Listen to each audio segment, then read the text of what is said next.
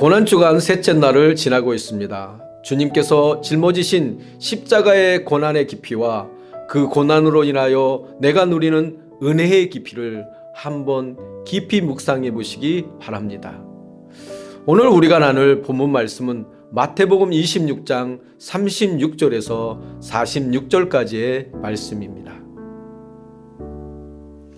왜 그토록 예수님께서는 십자가의 죽음 앞에서 고민하고 슬퍼하며 죽게 되었다고 하셨습니까?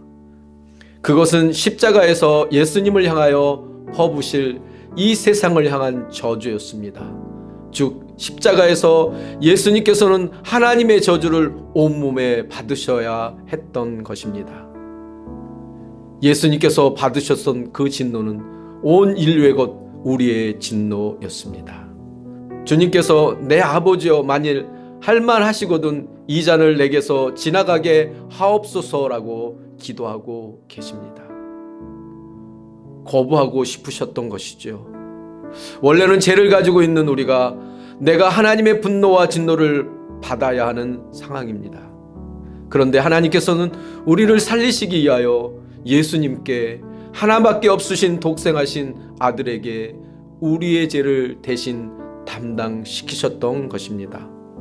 고린도후서 5장 21절에서 하나님이 죄를 알지도 못하신 이를 우리를 대신하여 죄로 삼으신 것은 우리로 하여금 그 안에서 하나님의 의가 되게 하려 하심이라고 증언하고 있습니다. 예수님은 죄가 전혀 없으신 분이십니다. 그러기에 하나님의 진노를 받으실 필요가 없습니다. 하지만 하나님께서는 우리에 대한 진노를 예수님께 대신 쏟기로 결정하셨고 예수님이 진노의 십자가 하나님의 분노의 잔을 받으셨던 것입니다. 그리고 예수님께서 그토록 십자가의 죽음 앞에서 고민하고 슬퍼하며 죽을 만큼 힘들어 하신 것은 철저하게 하나님 아버지로부터 버림을 받으셨기 때문이었습니다. 하나님과 실제로 완전한 단절이 예수님의 십자가였습니다. 그러기에 예수님께서 돌아가신 십자가 그곳에서는 하나님이 계시지 않았습니다. 그것은 예수님께서 너무도 끔찍한 고통이었고 얼마나 고통스러운지 마태복음 27장 46절을 보면 예수님께서 나의 하나님 어찌하여 나를 버리셨나이까 라고 크게 소리치셨다고 말합니다. 그럼에도 예수님께서 우리를 죄에서 구원하시려는 하나님 아버지의 뜻을 아셨기에 나의 원대로 마시옵고 아버지의 원대로 하옵소서라며 온 몸과 온 마음을 다하여 마지막 순종의 기도를 드리셨습니다. 예수님께서 하나님의 진노를 받으신다는 것은 십자가를 진다는 것은 우리의 차원에서 생각하는 육체적 정신적 고통의 핍박이 아니라 하나님께서 예수님을 버리시는 고통, 하나님과 단절되는 버림받는 고통이었던 것입니다. 즉 하나님께서 온 인류에게 퍼부으시는 끔찍한 저주와 분노를 받는 것이 십자가였습니다. 그렇기 때문에 예수님의 십자가는 오늘날 우리의 죄도 사할 수 있는 공로가 될 수 있는 것입니다. 하나님은 예수님의 죽음을 끔찍한 저주와 고난, 하나님과의 단절로 만드셨던 것은 무엇일까요? 그것은 바로 우리를 살리려고 하셨기 때문입니다. 그 십자가에서 예수님께서 하나님과 단절되었기 때문에 지금 우리는 하나님과 단절되지 않을 수 있는 것입니다. 그리고 예수님께서 저주를 다 받으셨기 때문에 우리는 더 이상 저주를 받지 않을 수 있는 것입니다. 우리가 무엇 하나 아무것도 한 것이 없습니다. 우리의 공로는 전혀 없는 것입니다.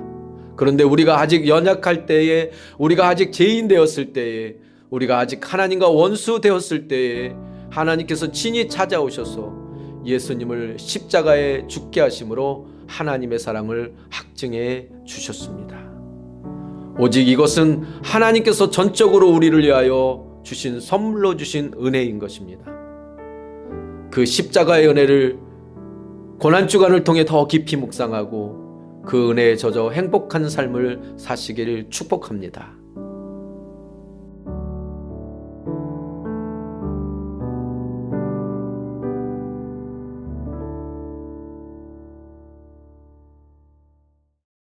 제3장.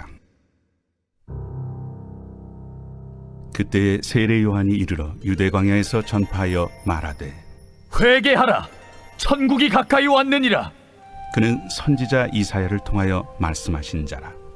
광야에 외치는 자의 소리가 있어 이르되, 너희는 주의 길을 준비하라. 그가 오실 길을 곧게 하라. 이 요한은 낙탈털 옷을 입고 허리에 가죽띠를 띠고 음식은 메뚜기와 석청이었더라. 이때 예루살렘과 온 유대와 요단강 사방에서 다 그에게 나와 자기들의 죄를 자복하고 요단강에서 그에게 세례를 받더니, 요한이 많은 바리새인들과 사두개인들이 세례 베푸는 데로 오는 것을 보고, 독사의 자식들아, 누가 너희를 가르쳐 임박한 진노를 피하라 하더냐? 그러므로 회개에 합당한 열매를 맺고 속으로 아브라함이 우리 조상이라고 생각하지 말라. 내가 너희에게 이르노니 하나님이 능히 이 돌들로도 아브라함의 자손이 되게 하시리라. 이미 도끼가 나무 뿌리에 놓였으니 좋은 열매를 맺지 아니하는 나무마다 찍혀 불에 던져지리라.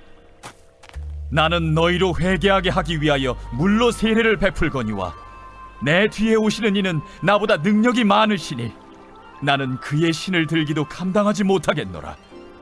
그는 성령과 불로 너희에게 세례를 베푸실 것이요, 손에 키를 들고 자기의 타작마당을 정하게 하사 알곡은 모아 곳간에 들이고 쭉정이는 꺼지지 않는 불에 태우시리라. 이때 예수께서 갈릴리로부터 요단강에 이르러 요한에게 세례를 받으려 하시니, 요한이 말려 이르되, 내가 당신에게서 세례를 받아야 할 터인데 당신이 내게로 오시나이까? 이제 허락하라. 우리가 이와 같이 하여 모든 의를 이루는 것이 합당하니라. 이에 요한이 허락하는지라. 예수께서 세례를 받으시고 곧 물에서 올라오실새 하늘이 열리고 하나님의 성령이 비둘기같이 내려 자기 위에 임하심을 보시더니, 하늘로부터 소리가 있어 말씀하시되, 이는 내 사랑하는 아들이요 내 기뻐하는 자라.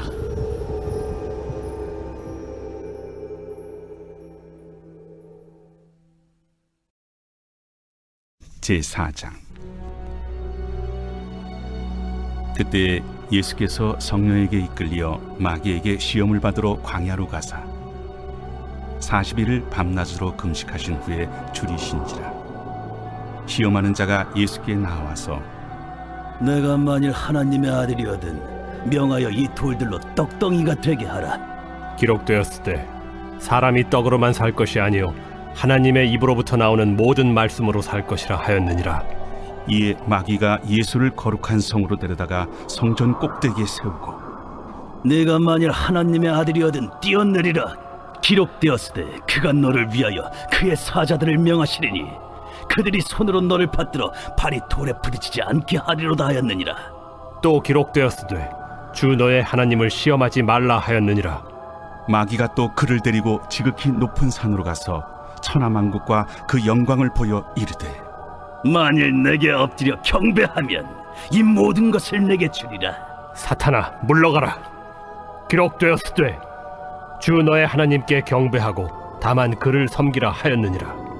이에 마귀는 예수를 떠나고 천사들이 나와서 수종드니라.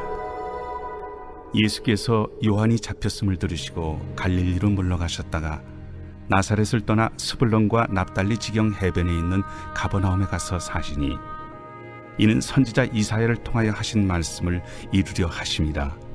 일렀으되, 스불론 땅과 납달리 땅과 요단강 저편 해변길과 이방의 갈릴리여, 흑암에 앉은 백성이 큰 빛을 보았고 사망의 땅과 그늘에 앉은 자들에게 빛이 비치었도다. 이때부터 예수께서 비로소 전파하여 이르시되, 회개하라. 천국이 가까이 왔느니라.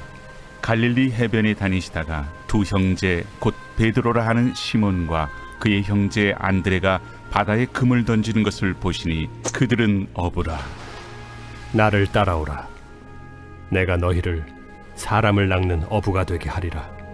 그들이 곧 그물을 버려두고 예수를 따르니라.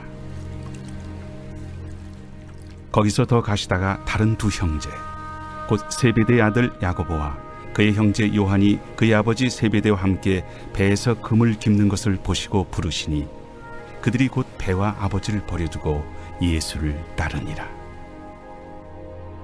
예수께서 온 갈릴리에 두루 다니사 그들의 회당에서 가르치시며 천국 복음을 전파하시며 백성 중에 모든 병과 모든 약한 것을 고치시니 그의 소문이 온 수리아에 퍼진지라.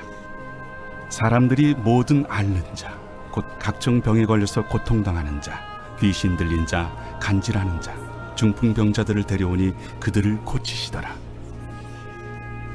갈릴리와 데가볼리와 예루살렘과 유대와 요단강 건너편에서 수많은 무리가 따르니라.